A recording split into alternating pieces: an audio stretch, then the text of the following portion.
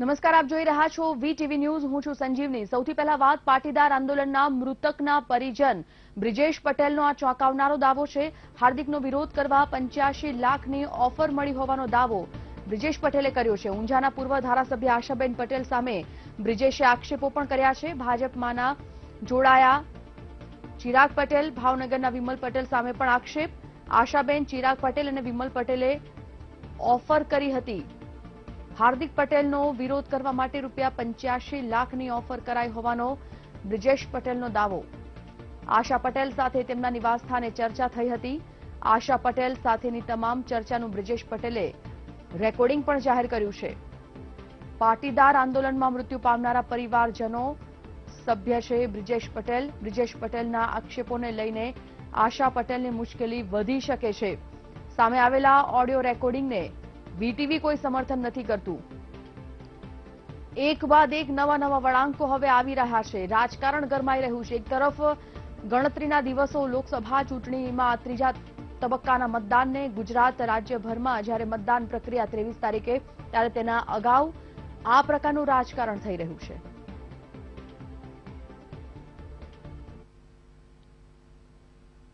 હાર્દિક પટેલ ઉપર જે મારામારી અને લાફાબાજી થઈ, એ સંદર્ભે અમારે આજે ખુલીને સામે આવવું પડ્યું કે આશાબેન પટેલે પોતાનું રાજકીય વર્ચસ્વ બચાવવા માટે અને ભાજપનો ઝંડો લહેરાવવા માટે અને પોતાની આન બાન શાન જે બચાવવા માટેનો ઉપયોગ કરી માત્ર ને માત્ર શહીદ પરિવારોને ખરીદી અને ભાજપનો ઝંડો લહેરાય અને હાર્દિક પટેલને બદનામ કરી અને જે શહીદ પરિવારોનો ઉપયોગ કર્યો છે, એમાં એમને મને 85 લાખ રૂપિયાની ઓફર આપી છે.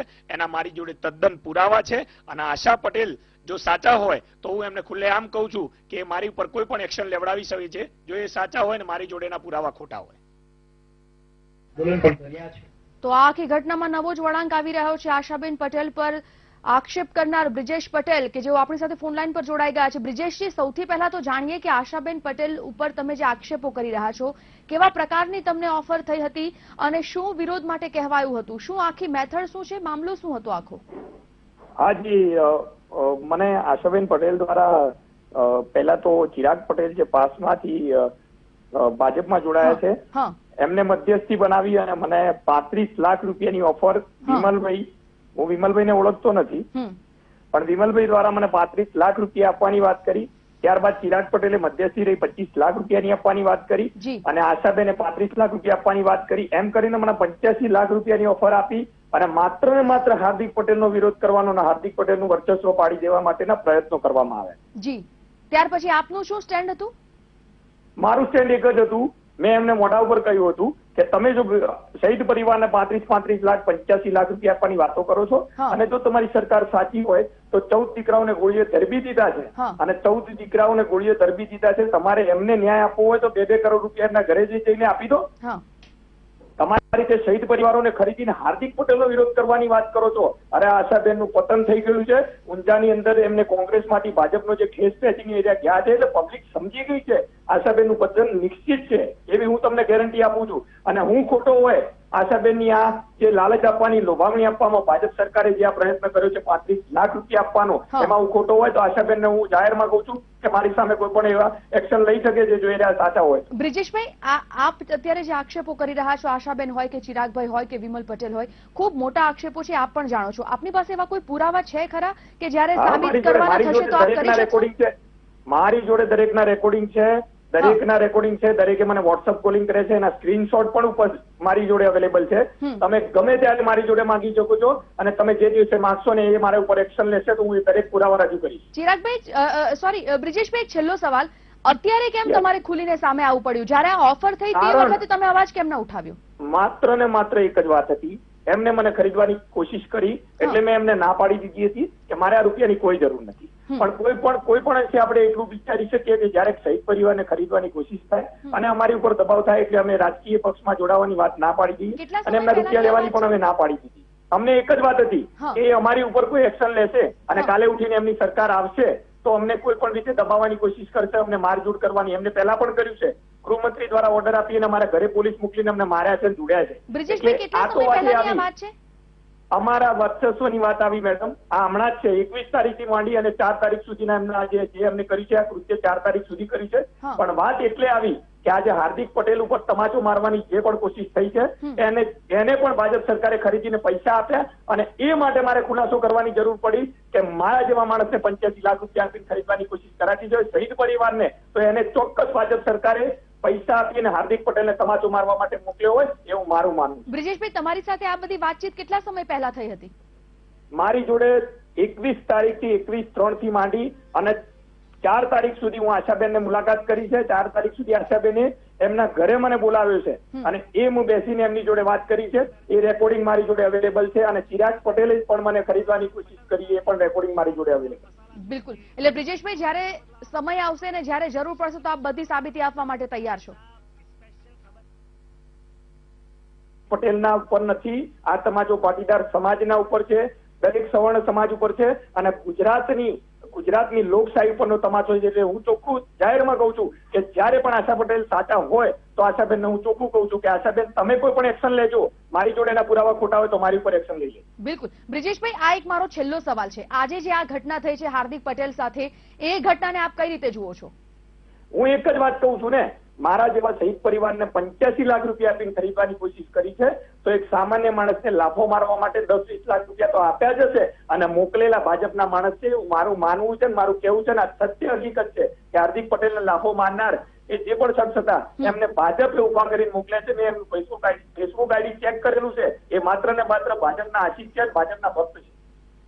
બિલકુલ. ચલો બ્રિજેશભાઈ, ખૂબ ખૂબ આભાર તમે અમારી સાથે જોડાયા તે માટે. તો પાટીદાર આંદોલનના મૃતકના પરિજન બ્રિજેશ પટેલ કે જેઓ અત્યારે જ ટેલિફોનિક વાતચીત વીટીવી સાથે કરી રહ્યા હતા, ચોંકાવનારો ખુલાસો તેઓએ કર્યો છે. તેઓનું કહેવું છે કે હાર્દિકનો વિરોધ કરવા માટે થોડા દિવસ પહેલા જ તેઓને 85 લાખ રૂપિયાની ઓફર થઈ હતી. જી હા, આ બ્રિજેશ પટેલ કે જેઓ શહીદના પરિવારજન છે તેમનું કહેવું છે કે ઊંઝાના પૂર્વ ધારાસભ્ય આશાબેન પટેલ તેમને પૈસાની ઓફર કરી હતી ફક્ત ને ફક્ત હાર્દિકનો વિરોધ કરવા માટે. ભાજપમાં જોડાયેલા ચિરાગ પટેલ અને ભાવનગરના વિમલ પટેલ સામે પણ તેઓએ આક્ષેપ કર્યા છે. વિમલ પટેલે તેઓની મુલાકાત કરાવી હતી, વચેટનું કામ વિમલ પટેલે કર્યું હતું. ચિરાગ પટેલ અને આશાબેને પૈસાની ઓફર કરી હતી, 35 લાખ રૂપિયા આશાબેન અને 25 લાખ રૂપિયા ચિરાગ પટેલ. આમ કુલ ટોટલ મળી અને આંકડો આવ્યો 85 લાખ રૂપિયાનો કે 85 લાખ રૂપિયા તમને આપવામાં આવશે જો તમે ખુલીને હાર્દિકનો વિરોધ કરશો. તો હાર્દિક પટેલનો વિરોધ કરવા માટે જ્યારે આ આખી વાત સામે આવી છે ત્યારે હવે રાજકારણ ગરમાયું છે. બ્રિજેશભાઈનું કહેવું છે કે જો મને 85 લાખ રૂપિયાની ઓફર થઈ હતી હાર્દિકનો વિરોધ કરવા માટે તો આજની જે આ ઘટના બની છે તેમાં ચોક્કસપણે ભાજપનો જ કોઈ હાથ છે. ભાજપે જ આ વ્યક્તિ એટલે કે જેને હાર્દિક પટેલને લાફો માર્યો છે તરુણ મિસ્ત્રી, તેમને પૈસા આપી અને આ આખી ઘટનાને અંજામ આપ્યો હોઈ શકે. આશા પટેલ સાથે તેમના નિવાસસ્થાને ચર્ચા થઈ હોવાની વાત બ્રિજેશ પટેલે કરી છે. તેમનું કહેવું હતું કે આશા પટેલ સાથેની તમામ ચર્ચાનું તેમની પાસે રેકોર્ડિંગ પણ છે, જો જરૂર પડે તો તેઓ સામે રેકોર્ડિંગ પણ લાવશે. તેઓનું એ પણ કહેવું છે કે જો આ વાતથી આશાબેન કે ચિરાગભાઈ કે વિમલભાઈ ફરી જાય છે તો તેઓ પાસે તમામ સાબિતી છે અને સમય આવશે જરૂર પડશે તો તેઓ સાબિતી આપવા માટે પણ તૈયાર છે. પાટીદાર આંદોલનમાં મૃત્યુ પામનારના પરિવારજન બ્રિજેશ પટેલ કે જેઓએ તમામ આક્ષેપો કર્યા છે ઊંઝાના પૂર્વ ધારાસભ્ય આશા પટેલ પર, ચિરાગ પટેલ પર, વિમલ પટેલ પર, તેઓનું કહેવું છે કે તેઓને 85 લાખ રૂપિયા ઓફર થયા હતા ખાલી ને ખાલી હાર્દિક પટેલનો વિરોધ કરવા માટે. બ્રિજેશ પટેલ ફોનિક વાતચીતમાં જોડાયા હતા અને તેઓનું કહેવું છે કે તેમને આ ઓફર ખૂબ વધારે સમય પહેલા નહીં પરંતુ આજ 21/3 એટલે કે 21મી માર્ચથી લઈ અને 4 એપ્રિલ સુધીમાં તેમની સાથે આ વાતચીત કરવામાં આવી હતી. આ ઘટનાને તેઓ કહી રહ્યા છે કે આ ઘટના બની છે એટલે સ્વાભાવિકપણે તેમાં સરકારનો હાથ હોઈ શકે. આક્ષેપો ચોક્કસ કરી રહ્યા છે પરંતુ હવે આ આખા મામલામાં સત્ય બહાર શું આવે છે અથવા તો પછી જે આક્ષેપો કરવામાં આવ્યા છે આશાબેન પર, ચિરાગભાઈ પર અને વિમલ પટેલ પર, તે લોકો પોતાના સ્વબચાવમાં શું કહે છે તે જોવું રહ્યું. કારણ કે આ આખી મામલામાં બ્રિજેશ પટેલ તો કહી રહ્યા છે કે તેમની પાસે પુરાવા છે.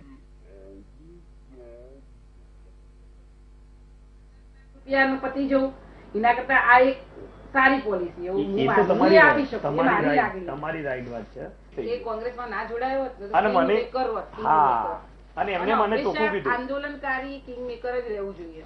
તો વિમલભાઈ 35 આપતા તો એટલું તો કરી લેશે. હું તો વાત કરું હમણાં કે વિમલભાઈ 35 આપતા હોય તો 35 આપો, તમે યસ કે નો કહી દો. તમારે આપવા હોય તો યસ કહી દો, ના આપવા હોય તો નો કહી દો. તમે એવું ના કહેતા મારા આશાબેન award. ના કરું, એમાં શું હોય હું વાત જ કે- ના કરું. હા. એના મગજમાં સીધો પોઈન્ટ આવી જાય હા, કે ક્યાં? આશાબેન ઈયોનું કરાવતો છે. હા. એટલે હું કાલનો આજ વિચારતો હતો કે આશાબેન નું આપણે કોઈ વાત નહીં કરવી. બીજી હમ. સત્તા હોય ને એટલે બધા આપો, સત્તા ના હોય એટલે કોઈ ના આપો. આ તો કદાચ આ તને બેન, કહું. કદાચ તમારી એટલે જોડે હું શું joint કહું, હોય કોઈ. હું તને પોતે કહું, હું જો જીતી ગઈ હમ. અને મિનિસ્ટર બની તો તારે મને કેવું નહીં પડ્યો, એ તો મને વિશ્વાસ છે, તમારા ઉપર તો તારે મને વિશ્વાસ છે. કેવું નહીં પડ્યો. આ સુધી મારો એક ફોન તમે કદી મને એટ એ ટાઈમ કોમ કર્યો સમજી લો. ઘેરે તમે અત્યાર સુધી સહાયમાં આવેલો, આઈને બેઠેલો બી, એ 5 લાખ રૂપિયા આલે બેન, 5 લાખ તો આપણે કોઈ તાર લૂંટાઈ 10 જવાનું. લાખ રૂપિયા કહેતો હતો અને તો નોકરી ભાઈ, મારું એમ. અને નોકરી પેલી પ્રાઇવેટ નહીં, એ તો પ્રાઇવેટ સેક્ટરમાં જ કહેતો હતો, ગવર્મેન્ટ ગવર્મેન્ટ. એટલે હા, મને કીધું હતું એને ગવર્મેન્ટ. કે હું બ્રિજેશ નોકરીનું કરાવી દઉં. આ તો શું બેન, હવે તમારા થ્રુ નહીં કેવડાવું, હું આજે ટ્રાય કરી જોઉં, ચિરાગને સીધું કહી પણ તું હાલ એકદમ ઓપોઝમાં ના જતો રહે. ઓપોઝમાં મને કોઈ નુકસાન વાત ના નહીં, પડે. સાંભળો મારી વાત, મારે કશું કરવાનું નહીં, મારે સમર્થન જ કરવાનું હોય, ઓપોઝમાં તો જવાનું એ નહીં. હા, કારણ સમજી કે જાઓ મારી તે વાત. કશું નહીં હું કરતા. તમને કેમ હું કહું? જઈને આવી ને, હું આટલું વિચાર વિધાનસભા જીતેલી વ્યક્તિ કોઈ દી રાજીનામું આપી દે? ના, એટલો પાટીદારની અવગણના અને એટલી આ ભરતસિંહ સોલંકીની મેટર કહું ને તો હમ. 2007માં એક મારે એવો કિસ્સો બનેલો. હમ, તો PM પટેલ ચૂંટણી લડ્યા હતા ને, હા. એની હાથે હું રજૂઆત કરવા ગઈ હતી. હમ, એટલે એને એવું મિસબિહેવ કરીને મેં એને તેડકાયો હતો હમ. બરાબરનો. એ તો શું સમજો લેડીઝ, હા, રાઈટ વાત. એટલે એને મારા ઉપર એટલી પેલી કરેલી ને તો પછી હું જો ટિકિટ તો મને હાર્દિકે હા. આપી, ટિકિટ તો મને ભરતસિંહ આપીને 5 કરોડમાં વેચી કાઢી. તો પછી? વેચી કાઢી છે ને Right. જમા મિલનને હા, 6 કરોડમાં વેચાઈ ગઈ હતી ટિકિટ.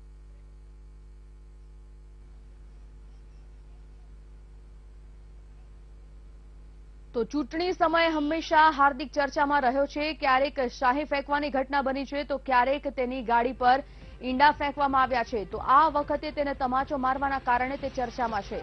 મહત્વનું છે કે વિધાનસભાની ચૂંટણી સમયે મધ્યપ્રદેશમાં હાર્દિક પર શાહી ફેંકવામાં આવી હતી, તેમજ તેની ગાડી પર ઈંડા ફેંકવામાં આવ્યા હતા.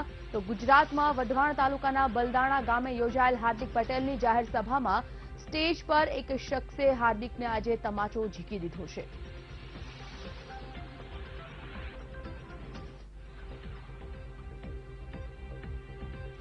હાલ ચૂંટણીનો માહોલ ચાલી રહ્યો છે અને તેની સાથે સાથે જૂતાકાંડ પણ ચાલી રહ્યું છે. પણ ગુજરાતમાં ચૂંટણી પ્રચારમાં જૂતાકાંડ નહીં પણ તમાચાકાંડ જોવા મળ્યું. હજી તો ગઈકાલે જ GVL નરસિંહા રાવ પર કોઈ એક શખ્સે પત્રકાર પરિષદમાં જૂતું ફેંક્યું અને તે ઘટના હજી તો ભૂલાઈ નથી. ત્યારે પાટીદાર આંદોલન થકી જાણીતા થયેલા અને તાજેતરમાં જ કોંગ્રેસમાં જોડાનાર હાર્દિક પટેલને એક સભામાં એક શખ્સે તમાચો મારી દીધો. ઘટના છે સુરેન્દ્રનગરના બલદાણા ગામની, જ્યાં હાર્દિક પટેલ સભા ગજવી રહ્યા હતા. તે સમયે તરુણ મિસ્ત્રી નામના શખ્સે હાર્દિક પટેલને લાફો માર્યો હતો. જોકે બાદમાં આ શખ્સને ઝડપી લેવામાં આવ્યો છે. લાફો મારનાર તરુણ મિસ્ત્રી કડીના જાસલપુર ગામનો રહેવાસી છે. જોકે લાફો માર્યા બાદ સ્થાનિક લોકોએ તેને ઝડપી લીધો છે અને પોલીસને સોંપ્યો છે. લાફો મારનાર વ્યક્તિને હાર્દિક સાથે શું દુશ્મની છે અને શા માટે લાફો માર્યો તે હજી સુધી જાણી શકાયું નથી.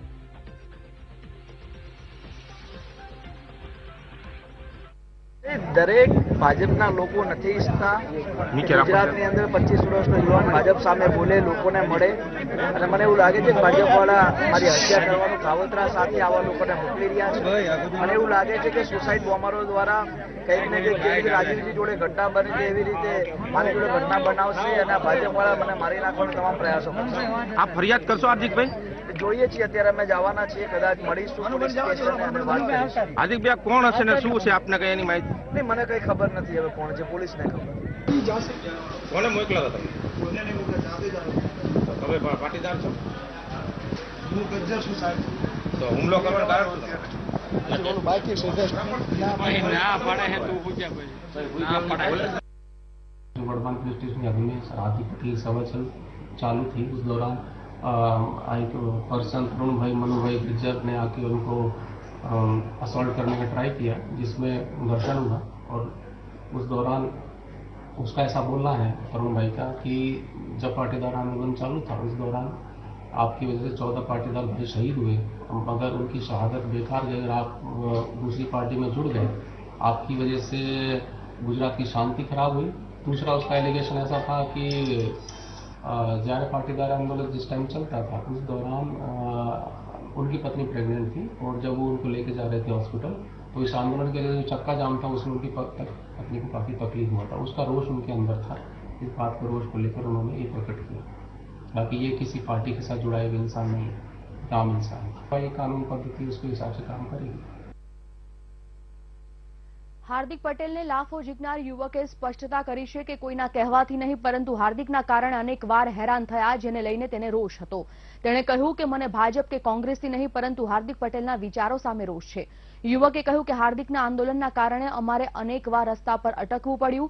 એકવાર હું મરતા મરતા બચ્યો તો એકવાર ભાઈ અને પિતા. એટલું જ નહીં, યુવકે હાર્દિકને ગુજરાતનો હિટલર ગણાવી દીધો. એને જે કર્યું કર્યું, પણ આમ પબ્લિક હેરાન થાય. હું કેટલા 3 વર્ષથી રાહ જોતો હતો, કેટલું બધું હેરાન થયા અમે, મને ખબર. મારા બાબા માટે હેરાન થયા, કેવી રીતે રસ્તાઓ ચેન્જ કરી અમે કલોલ પહોંચીએ.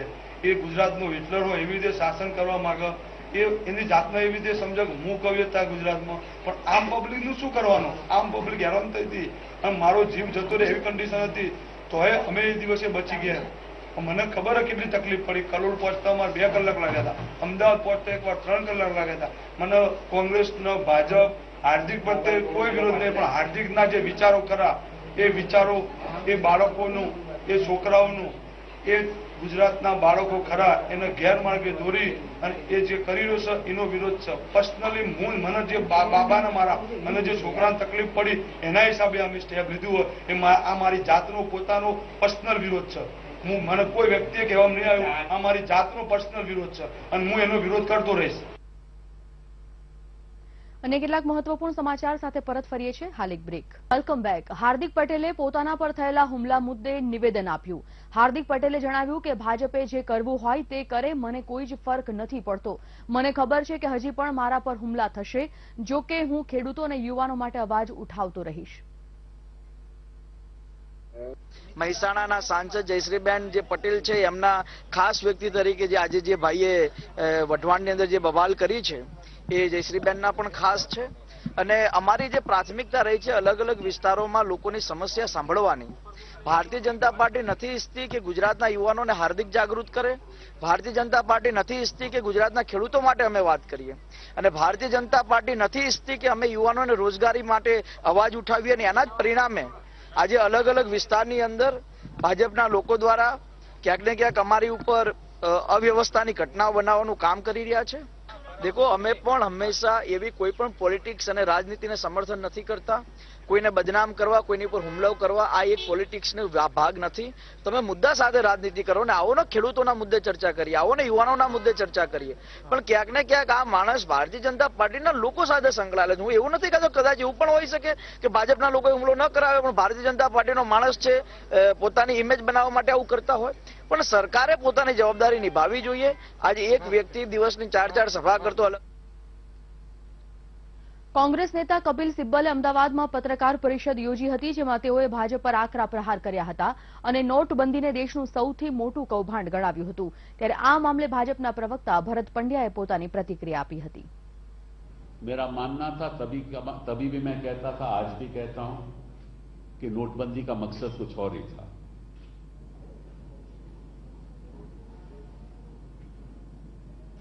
मकसद ये था कि जो काला धन अमीर लोगों के पास था, कई और लोगों के पास था, उस काले धन को एक्सचेंज करने के लिए जो भी इस एक्सचेंज में शामिल थे वो कमीशन खा रहे थे. वो कमीशन लगभग 15 से 40% का कमीशन था. आपको इस बात का तो इल्म होगा कि कोई हिंदुस्तान का अमीर आदमी किसी ने इसका विरोध नहीं किया, क्योंकि उन्होंने आराम से अपना सारा काला धन एक्सचेंज कर लिया. इसमें बैंकर भी शामिल थे, इसमें बिचौलिए भी शामिल थे, इसमें राजनीतिक लोग भी शामिल थे. और ये हिंदुस्तान के इतिहास में समझ लीजिए कि स्वतंत्रता के बाद सबसे बड़ा स्कैम है. કોંગ્રેસ પાસે એક ડર્ટી ટ્રીક ડિપાર્ટમેન્ટ છે અને ચૂંટણીના થોડા દિવસ બાકી છે, એટલે આ ડર્ટી ટ્રીક ડિપાર્ટમેન્ટના ભાગરૂપે કોંગ્રેસ આ ડર્ટી ટ્રીક કરી રહી છે. પરંતુ નિમ્ન કક્ષાની ગંદી રાજનીતિ એ ક્યારેય ગુજરાતની જનતા સ્વીકારવાની નથી. મહેરબાની કરીને કોંગ્રેસ આ પ્રકારની હરકતો, અપપ્રચાર, જૂઠાણા ન ફેલાવે એવી હું અપીલ કરું છું. આ સાથે જ બુલેટિનમાં રોકાઈએ છીએ એક બ્રેક માટે.